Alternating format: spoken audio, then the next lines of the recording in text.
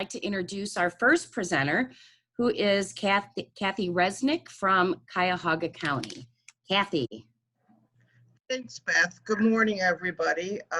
As Beth said, I'm Kathy Resnick. I'm with the Cuyahoga County Department of Economic Development. I'm the Strategic Partnership Advisor for the Skill Up team. And I've been with Skill Up actually in the county since we rolled out, which is roughly 3.5 years ago. So, and you can go to the first slide, I'm sorry. So let's talk about Skill Up. So what really is Skill Up? We're a business advisory service that's focused on two very specific areas. We want to help your business in terms of any general business needs you may have. We refer to it as our business concierge service. So what that means is really connecting you based on your needs to various community partners, including partners like Ohio Means Jobs, Towards Employment, and Manufacturing Works. We start out with doing a facilitated interview, which is structured questions, really asking you as the business, what are your issues, and helping you prioritize what those issues may be and where you really want to invest your time and money in. We'll then brainstorm with you to help offer some of those potential solutions. And you can go to the next slide, sorry. Thank you. We know that every business has a very unique set of challenges, and a lot of times these problems can be interrelated. Whatever that issue is, we want to be able to offer you assistance by connecting you to either community partners, or if it is something related to training, that's where we can step in and really help you in terms of developing those training programs. The next slide, please. And I'm sorry, next slide. Thank you. If development and training of new and incumbent employees is what you need, that's where we step in with our training development program.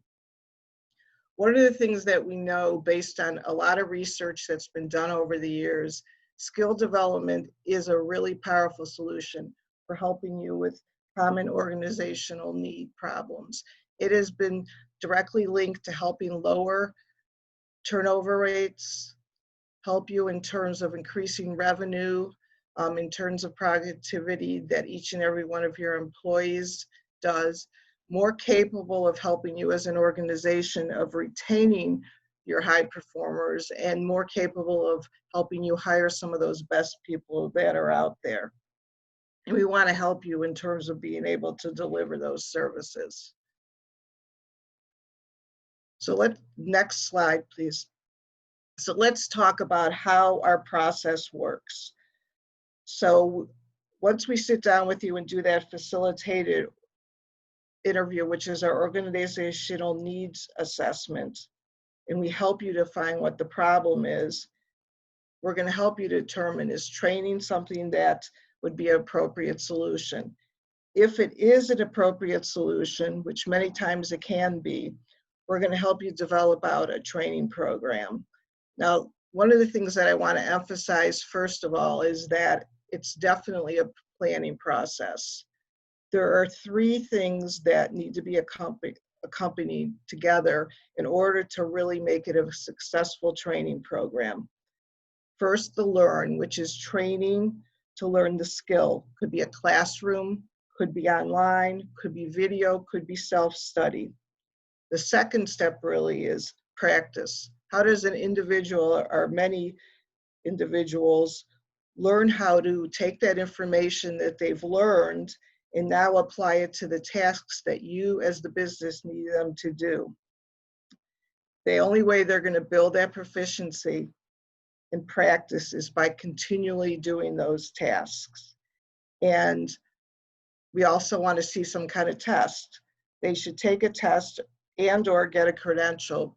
And you as the organization can now know that, wow, they've accomplished the learning, they're able to perform the tasks that I need them to do, and build that proficiency that I need them to have in order to be more valuable to our organization. We're going to sit down with you, help you scope out what those necessary skills are.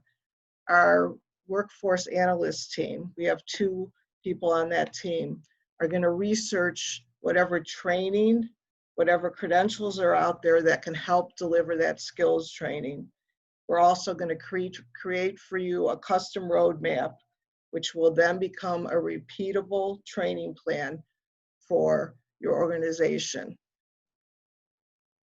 We know that there's a lot of time and money that you as the organization has to invest in order to get your workers trained, and we want to help make that as effective as possible. We're going to help create those structured and repeatable training programs. We're also going to help reimburse for some, if not all, of the pocket training costs. So when we talk about training costs, we have a pretty wide umbrella in terms of what that encompasses. What we look at is this something that is needed in order to get that individual or individuals to the success that you need them to have to help your organization? We're going to cover everything from uniforms to possibly tools, to even the Manufacturing Works Apprenticeship Administrative Fee.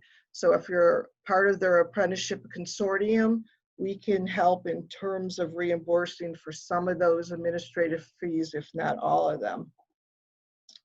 We base whatever the reimbursement is on whatever the training expenses are, and they're directly tied to whatever wage increases an individual is going to receive as their skills increase.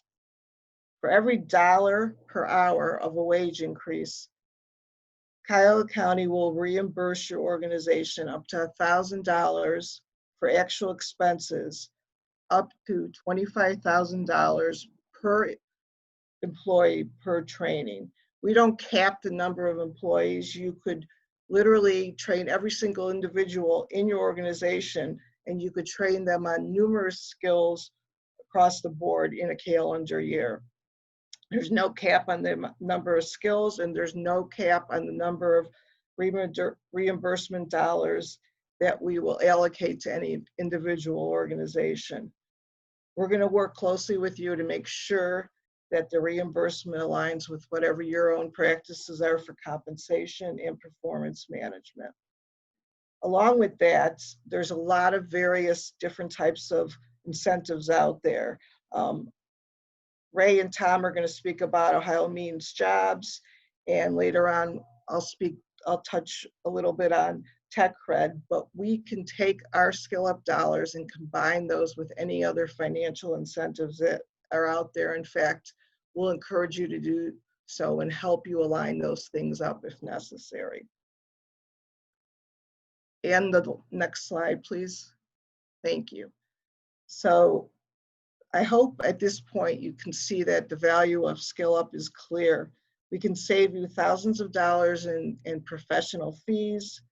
We can help enhance your organizational capabilities. We can help you solve some business problems and drive your growth for the organization, help you reduce some of your training costs, help connect you with those various community organizations, and help you train your workers to your very own specifications. We'll take that generic educational program, whatever it may be, and make it relevant to whatever your unique business needs are. I want to thank everybody for giving me that time, and I guess I'm supposed to hand it back to Beth. Thank you so much, Kathy. That's awesome information. I want to remind everyone to please plug in questions into the chat. And now I would like to turn this over to Tom and Ray from Ohio Means Jobs. Gentlemen. Good morning, and thank you for having us. My name's Tom Hassan. I'm a business services development coordinator. And the role of Ohio Means Jobs, Cleveland, Cuyahoga County, is to assist businesses in filling their open positions. That is number one. The other side of our house is that we work with job seekers to prepare them for the jobs that you're going to have posted for your organization. Ohio Means Jobs, we're currently located, our physical location is at 1910 Carnegie, which is right across the street from the Wolstein Center. But because of the virus, we are all working remotely.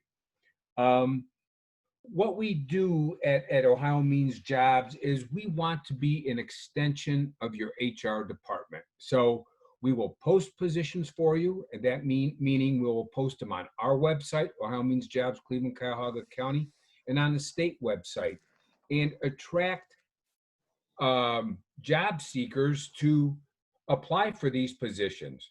But we take it a step further than that. Our recruiters that are assigned to the job orders will review these resumes and before they are sent on to the employer. So we do the sourcing, we do the screening. We ask the tough questions of anything in your background we need to know about, or if, can you pass a drug screen? So we offer that as a piece to help the employer and get to the end result of finding the correct candidate. Other services that we do provide, we provide recruiting services. If we find an employer that has numerous positions open, we can do a recruitment for them. Prior to the coronavirus, we held them at our location, but currently we just held a recruitment that was virtual. Very successful. 80 employers attended with over 2,000 job seekers. So we thought it to be a great success, and there'll be more in the near future. Other items that we can offer employers, if they're going through a layoff, we can provide services to help those candidates with getting registered with us, having their resume reviewed, and getting them back to the workforce. One last item is labor market information. If you, the employer, are looking to increase your workforce and you really don't know what is the going wage, through the labor market information, we could provide, general numbers or general wages for all different types of employees. Last but not least, we have hiring incentives that are available to employers, and that's what Ray is going to touch on here in a minute. There's various types, but again, there's no cost to our service. The only cost to our service from an employer side is we work together. If you hire candidates, you tell us who you hire, because we report back to the Department of Labor, and this is what keeps our funding continuing. So thank you very much, and I'm going to turn it over to Ray to touch on the hiring incentives available to employers. Thanks, Tom, and good morning, everyone. Appreciate the opportunity to be with you today. Just want to dovetail on one comment that Tom made, was on the LMI. That labor market information is nothing more than an advanced Google search. I really stress that with all our employers.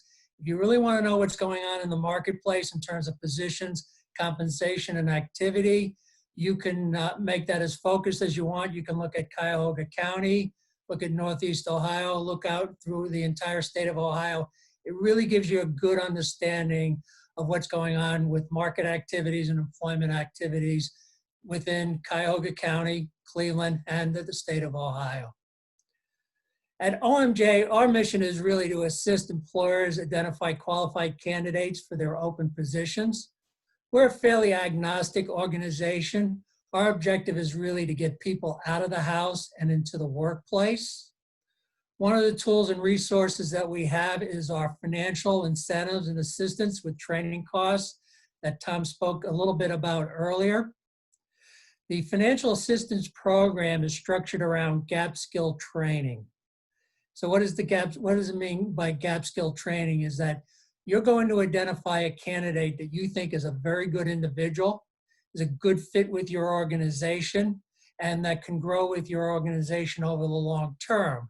But when you look at that perfect candidate and you say, my perfect candidate would check off 8 boxes, and this candidate checks off 5 of those 8 boxes, we're to help assist with those costs to make sure that that candidate at the end of the training programs does check off those 3 boxes and is going to provide you that value and benefit to your business long term. In the program itself, we deal with 2 types of candidates. Kathy mentioned a little bit about it with incumbent workers. Our on-the-job training and customized training focuses on new hires. We also have incumbent worker training as well. And we define an incumbent worker as someone who worked for you for 1 hour of 1 day. If they've punched a time card for you, they are now a full-time employee of yours, and we consider them as incumbent workers. So there's a couple of avenues that we can help you with training through both the new hire and the incumbent worker activities. The process begins with you completing an employment qualification app. That app is important because these are federal and state funds.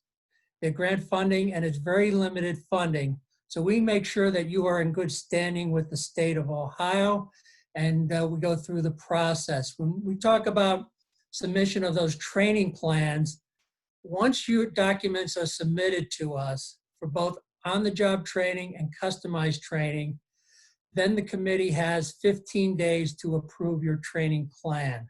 So it's going to take a little longer than just simply 15 days. On the incumbent worker side of this equation, is going to be about 30 days. So when you're planning out the process, remember that you have to get your documents into us. We have to do an initial review and vetting of those documents to make sure they're accurate and correct. And then once we're assured that we have a complete package, then we'll send those up to committee for review, evaluation, and approval. The funding behind it is that with the training is that we will match you up to 50% of the training costs. And that for OMJ candidates themselves, the incentive is really driven to have you hire our OMJ candidates. So the maximum amount of funding available is $7,500 for each grant for each individual. Customized training, as you're bringing a group of individuals together, there's really no cap on the funding itself. If you decide that you're bringing a candidate forward from your own efforts, it caps out at $3,750. Other parts of this is and the additional parts of it is there is opportunity for what we call the ITAs, the individual training agreements. That's where an individual will come in and that you'll have them and you'll need to get them through a certification or advanced education, whether they get a diploma or a certificate. And at the end of that, what you'll do is you'll commit to maintaining that person's employment and actually elevating them for future opportunities. So that's a rough overview of what we do and how we do it in terms of the training program. I'm going to turn you back over to Beth.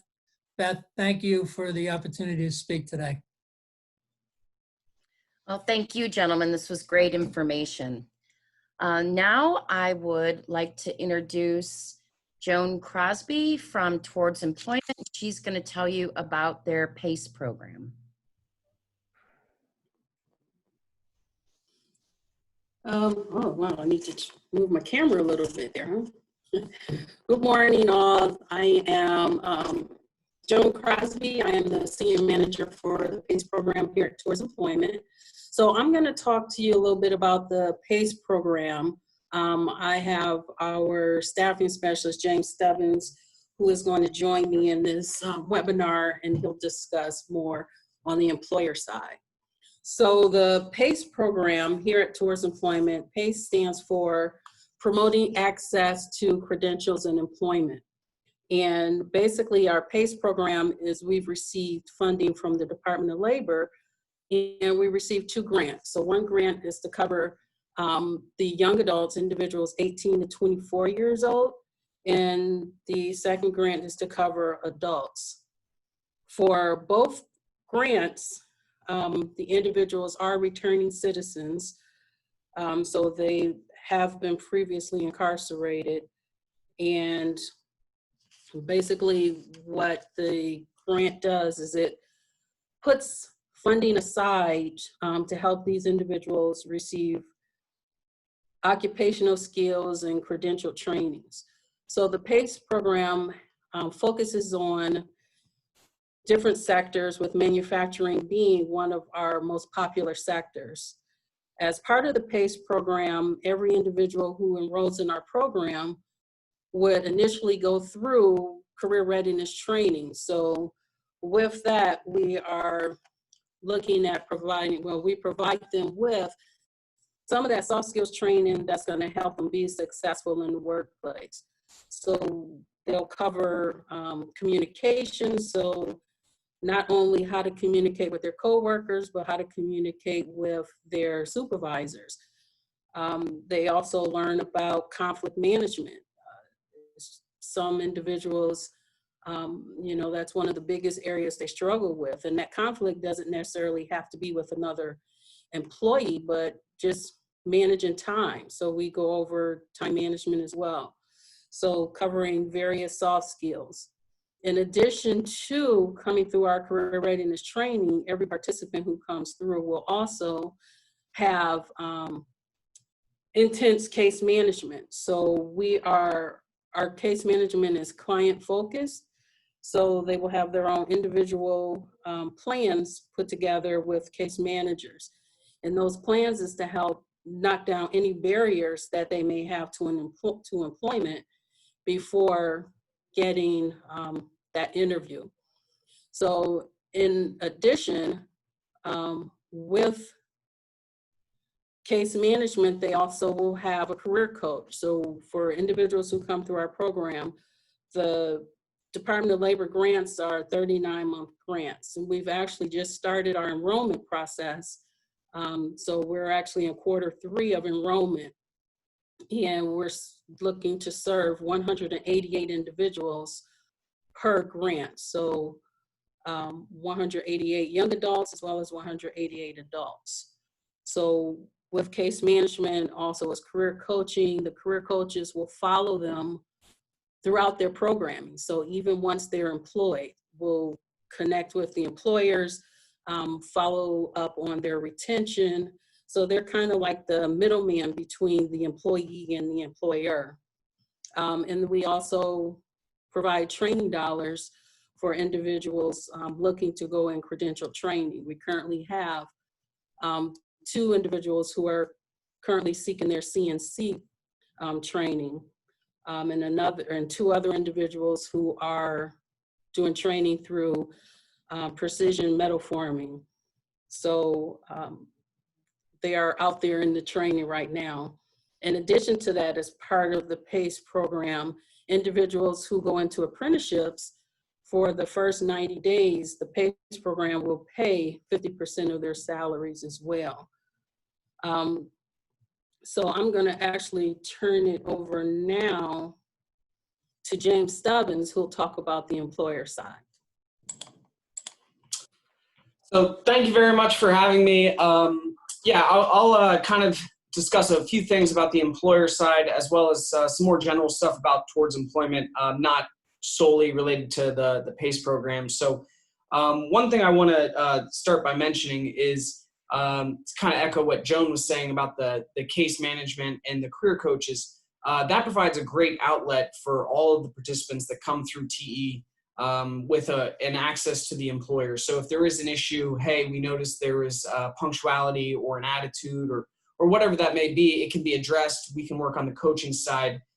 So we can kind of head off the things that end up being suspensions or terminations as a way to reduce turnover. Essentially, we echo this and preach it to our participants pretty regularly. Our goal is not to just get you a job, right? It's to get you the job. It's to help you keep the job and ultimately be promoted and advance within that organization. So that's kind of the idea that I approach employers with, is we're trying to get people in the door and then help build their skill set through different trainings, on the job, whatever that may be, depending on the job. Joan had also mentioned we try and reduce a lot of the barriers that may prevent someone from keeping the job. If you haven't been working for a while and you have 2 weeks before you get paid, it's a difficult dilemma to worry about transportation, buying a uniform, if you need steel-toed boots, and then still provide for your family. So we have some supportive services that can step in, help out with transportation assistance until someone gets a paycheck, provide uniforms, steel-toed boots, equipment, tools within some reason as a way to kind of take that stress off the employee's shoulders so they can focus on the job and, build up a great relationship with the employer that ultimately allows that reinvestment from the employer side because they know they have someone that they value and they want to keep. We definitely are one of our big focuses is to work on reduction of turnover through constant communication post-hire. So it's not, a staffing agency where here's the person and then we say, okay. We have constant follow-up and we really are dedicated to making sure that any preventable issues we can overcome, preferably ahead of time, and if not, on the fly.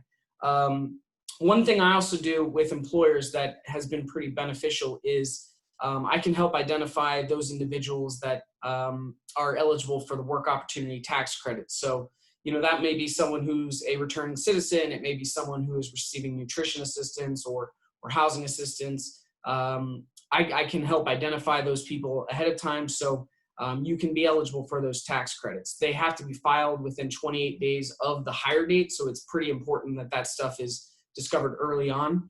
And I'm not a tax professional, but from my conversations with tax professionals, the filing process is fairly simple. And for most of the protected groups, you can get a tax credit of up to about $2,400, and that can be applied a year in arrears or 20 years in the future. So, there's a formula based on how you can get to that number. But it is a nice tool that is available for a lot of the participants that we end up employing or end up placing, and helping to discover that information with the employers is a huge tax advantage.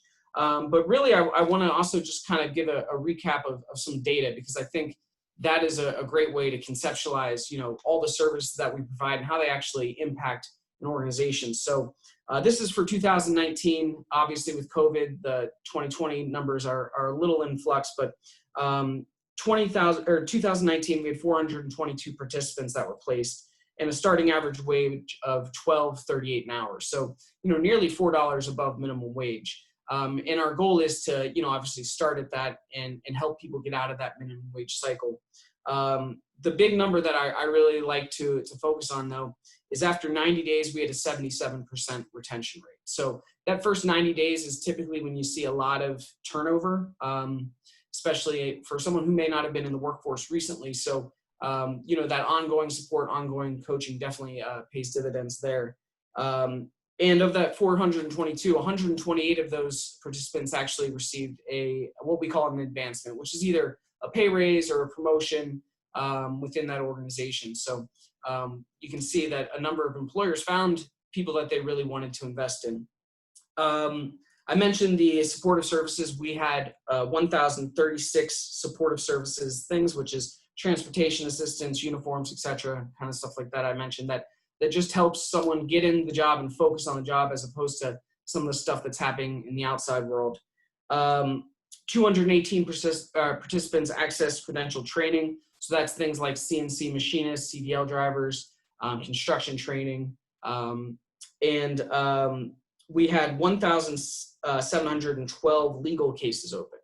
And this is one thing that I think we don't highlight enough is we have a great legal support team that looks at credit reports of all of our participants, finds out, hey, you've been paying this predatory loan that you actually don't have to, we can get it removed. Or we can help with bankruptcy, we can help with expungements, we can help remove a lot of the barriers that prevent people from interacting with the workforce or, getting to a point where they actually have financial stability in the workforce and they're not stuck in that minimum wage cycle. So that's some of the data that I really like to highlight because I think it illustrates, like I said, all the services that we provide and how it affects the organization on the back end. So with that, I'll turn it over.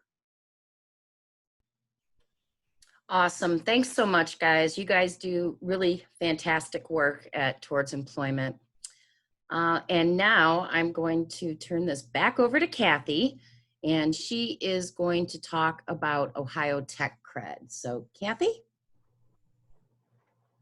Hi, everybody again. So I want to spend a few minutes talking about Tech Cred and what exactly that program entails. I will tell you up front that I would not tell you I'm an expert on it. I don't work for the state of Ohio. I work for the county. But I have enough information and hopefully enough knowledge that I should be able to help answer any specific questions that you may have at this point. So I don't know if anyone's familiar with Tech Cred. I believe this is the third round of applications that they're taking, and we'll be reviewing and rewarding various organizations with possible reimbursements. The current application period started on June 1st and it ends as of June 30th at 3:00 p.m. in the afternoon. On this slide is the link to that application, and I believe that Beth's going to share those slides with you afterwards, and I'm more than happy to send that information out if anybody needs it. So what's new to Tech Cred now? Up till now, Tech Cred has asked always the business, hey business, tell me what specific individuals, their names and all that information that you want to train when an employer is putting together their application. They're no longer now asking for you to identify specific individuals, but they will ask you to approximately identify how many current or prospective future employees that you plan on training to earn a credential. There's only one application per business. However, you can list numerous different credentials on there. And your employees now can actually earn multiple credentials during each application period. So what do you do as the employer? You have to identify what your skill needs are and the number of employees approximately that you want to train. You'll at the point before you apply, you should have already identified who you want to utilize for a specific credential. You apply online. Once that has been reviewed and you have been notified by the state of Ohio that you're eligible for a certain amount of reimbursement, you're then going to enroll whoever your employees are that you want to train. In terms of documentation that they require in order to get reimbursed, it's pretty simple. You just have to upload a proof of the credential completion, whether it be a certificate or an actual credential, and from there you will get reimbursed by the state of Ohio.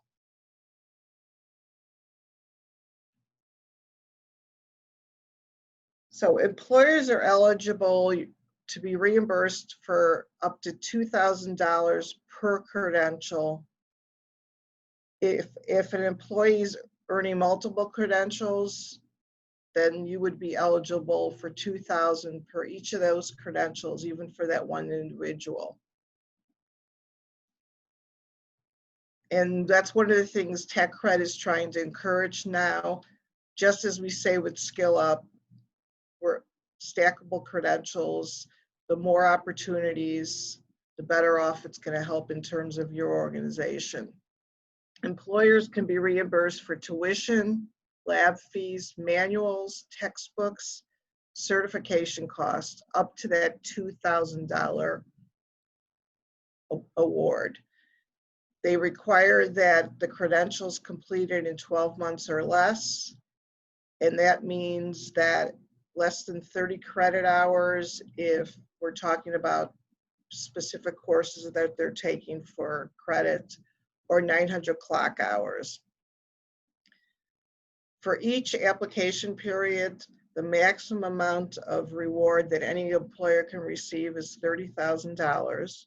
So for example, if a company applied back in 2019 and they were rewarded $30,000 in potential reimbursements, they would then be eligible again in the next round.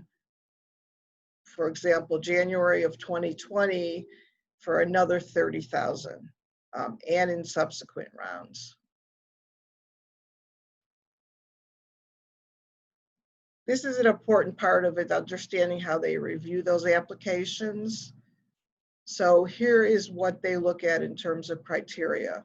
They'll look at whatever wage increase that an employer pledges to give in relationship to what a credential costs. They'll also look at the level of economic distress in the employer's region, regional balance of awards, and the amount of employer contribution towards the cost of the credential. So applications are not reviewed on a first come, first served basis. They're just reviewed on a competitive basis. And that's that's their criteria for how they reward possible reimbursements.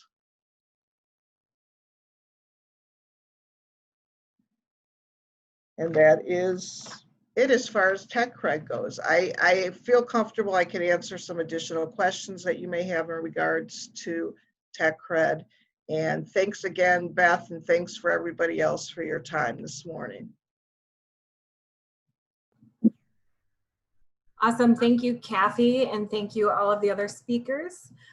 We are going to launch into some Q&A, and I'm actually going to take the first question because we have some late breaking news and it has to do with the tech cred. But Chuck asked for an apprenticeship program. The tech cred would only be issued in year 1, correct?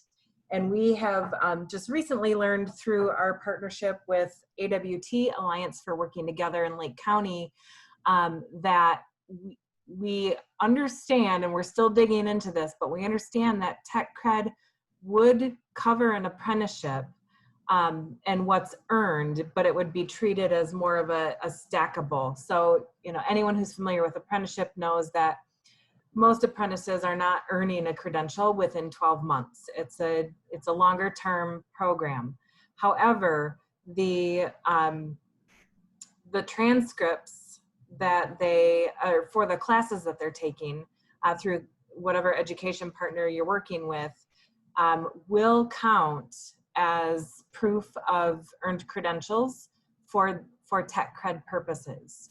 So again, we're still trying to work on clarification on this. If you are a part of our apprenticeship consortium or interested in being part of it, we will definitely be working with you to figure that out. But our understanding is that yes, tech cred would be able to cover some apprenticeship costs beyond that year 1. So another question that we have that's been submitted is for everyone to answer, actually. Are these different programs and benefits for hourly and salaried positions? I'll take the question on behalf of Ohio Means Jobs regarding the hourly and salaried positions.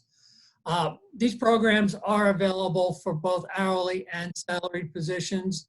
Right now, I'm working with a company on their incumbent worker training program where they're looking to get certification for a number of individuals, and it is a combination of salaried employees as well as hourly employees. The other thing I'd like to add to, which I didn't share with you earlier, was that in terms of our programs, there is no limit as to the number of candidates that you can submit, whether it's for on-the-job training, customized training, and incumbent worker training. And I'll echo that for towards employment. There's no distinction made between hourly and salary either. And I will echo the same thing in terms of skill up and tech cred, and just pick a couple things. I want to piggyback on what Brianna just said about tech cred covering some of the apprenticeship costs, and that's absolutely correct. As a matter of fact, when I was looking and reviewing some of the information and looking at credentials that have been approved thus far, there's a number of lists where it's apprenticeship for year 1, apprenticeship for year 4. And they look at each individual class as being as one specific credential as far as that goes. So getting back to just in terms of Skill Up itself, we will support any individual, whether they be hourly or salary, and we also support any type of training. So it could be anything from soft skills, foundational skills, technical skills. We have not found a skill that we at this point are not able to support.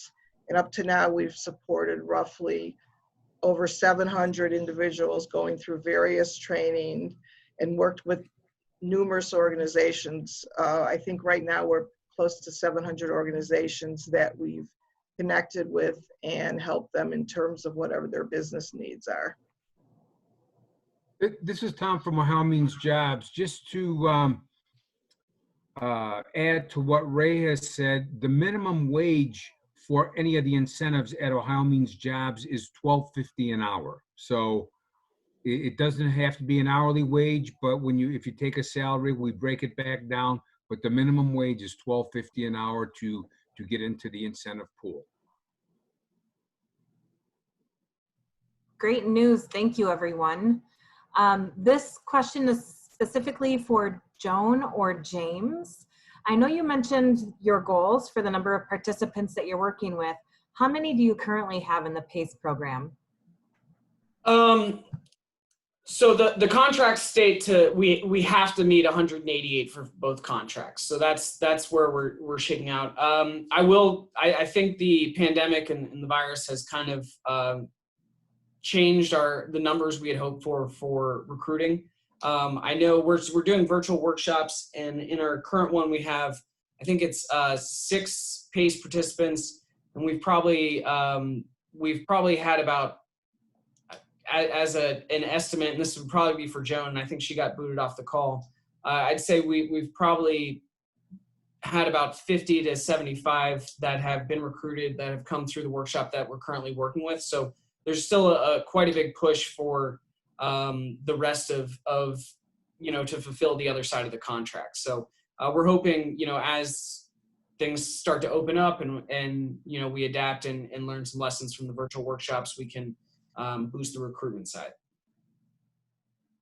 Great, thank you, James. And I'm gonna keep you on the hook, and maybe Joan will be able to reconnect and we can just confirm that, or those numbers right now. But another question for you, do you offer support to your participants after 90 days if employers still need it?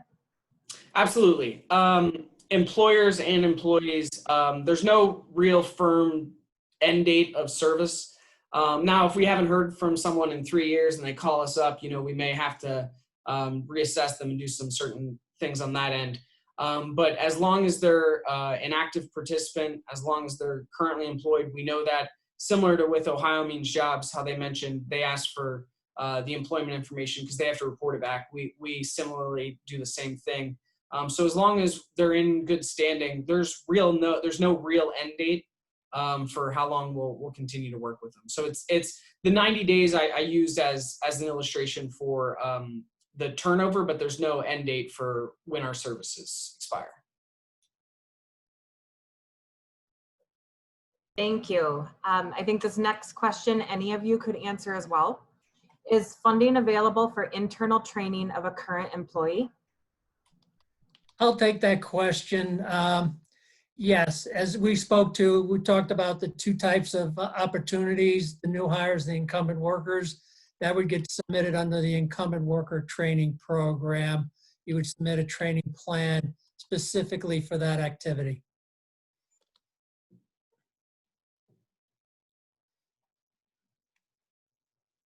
Kathy, is there anything you want to add to that regarding the county or tech cred? As far as internal training goes, in terms of the tech cred side, they do say that internal training can be funded by tech cred. However, it's got to be an internal training that you offer out to the public. So there are some businesses out there that may have a specific training area or division that they utilize in their organization. but they also may offer that training outside of that organization. TechCred will help support that. As far as Skill Up goes, internal training is not necessarily something we can't support. Ours is more dependent on whether or not there's a separate invoicing piece of that, because that's our documentation. Our documentation in terms of if you want us to cover instructional piece of training, whether that be internal or not, there needs to be some type of invoice that's paid by the employer. So I hope that clarifies it. If somebody has more specific questions in regards to that, I'm happy to answer them also. And a little different at Ohio Means Jobs from the standpoint is that you will submit a training plan for that incumbent worker. What are the internal resources, external resources? What you have to do is fully document that. That's what goes to committee to get approved. If you receive approval from committee for the training, then you're good to go.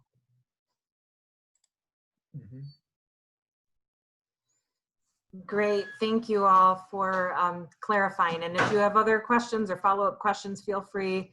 We're still monitoring the chat. In the meantime, Kathy, I have another question for you. What documentation, I know you talked a little bit about the kind of the receipts that you might get from an educational institution or trainer. What other documentation does Skill Up ask for? So there's three main pieces of documentation that we're going to ask for. We're going to ask for any invoices that the employer has paid in terms of training costs. So that could be uniforms they've purchased for the employee. It could be materials they've purchased. It could be maybe even travel and an off-site seminar or elsewhere that employee had to go to. Any instructional costs that they've had to pay. We do require that any costs that get submitted in terms of that are paid upfront by the employer. If they're paid by the employee, we can't reimburse for those. We require payroll records, which are really just for us to be able to see that there's been a wage increase, what they were making prior to starting the training, what they're making while they're in training, and what they're making once they successfully complete that training. And the other piece of that is what we call progress notes. That's documentation that's part of our training plan. And it basically, on that documentation, whoever's overseeing the training is saying, yes, I've seen that individual do X, Y, and Z, and they've done it successfully, and I'm signing off that it's been observed.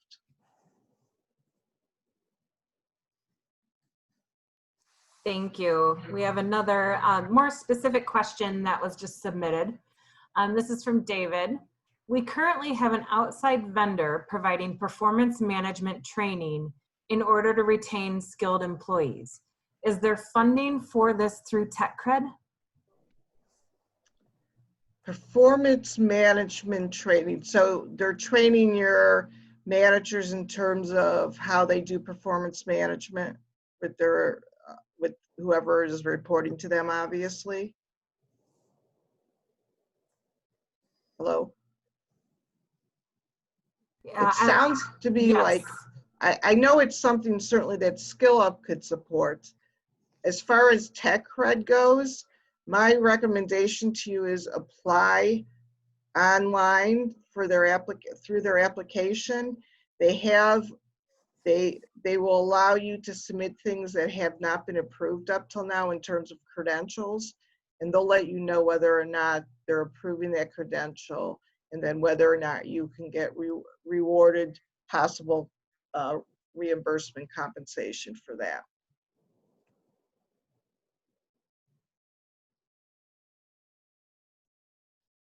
All right, thank you, Kathy. Question for our Ohio Means Jobs guys. Where do the candidates in your database come from? the candidates in our database really come from all walks of life. They are unemployed, underemployed individuals looking for new careers. And, you know, it's basically word of mouth that they hear of our service because there's not much advertising that goes on, you know, local advertising that goes on regarding our services out to the job seeker world. Currently, unemployment requires them to sign up with us. So we get a large database or a lot influx of people signing up with us, you know, especially right now, who are willing to look for new jobs.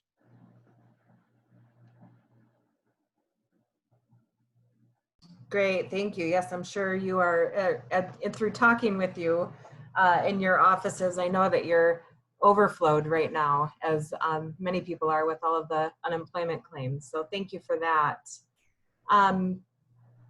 I do have a question for, I see James is there. I'm not sure if Joan was able to reconnect or not. But is there a contract or a fee attached to the services that Towards Employment provides? No, in terms of getting participant referrals, we're not a staffing agency. There's no fee involved in anything like that. Essentially, you know, if an employer reaches out, tells me about a position, I think I have someone who makes sense for them. You know, it's up to them if they want me to have them apply on the website, if forward them in the resume. Basically, I say, allow me to do the free referral here, and then you take over your normal hiring process. Having said that, we do, you know, background checks, we can do drug tests, we can do certain things in the office prior to sending them to you if an employer requests that. But typically it's just, here's a free referral, and I hope they work out for you. And, you know, like we said, please keep us in the loop about how things are going. Hopefully good news, not always the bad news, but allow us to continue working with them. But there's no cost involved for the employer.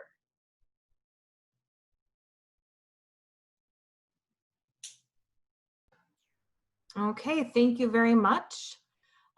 We do have a few minutes left. I don't see any other questions though, that I think we've answered all the questions in the chat, and then we had some others submitted as well. So I am going to thank everyone again and pass it back over to Beth to close us out. Thank you, everyone. I really want to thank all of our presenters. I think that this is really valuable information. I want to reiterate, I know that it was already stated, but I want to reiterate the fact that an organization can take advantage of all of these resources for one individual. And I think that it's extremely valuable to all of you. I am working with Kathy to try to streamline the process between what our apprentice consortium members provide to us, so that we can try to make it a little bit less work for our members. So again, I want to thank everyone for your participation. And I also want to take this opportunity to make sure that you are aware that we are moving forward with our mentor training. This is going to be done virtually, and that's going to start on July 21st. And registration for that is available on our website. And again, thank you, and we look forward to seeing you all soon. Have a great day. Same to you. Thank you.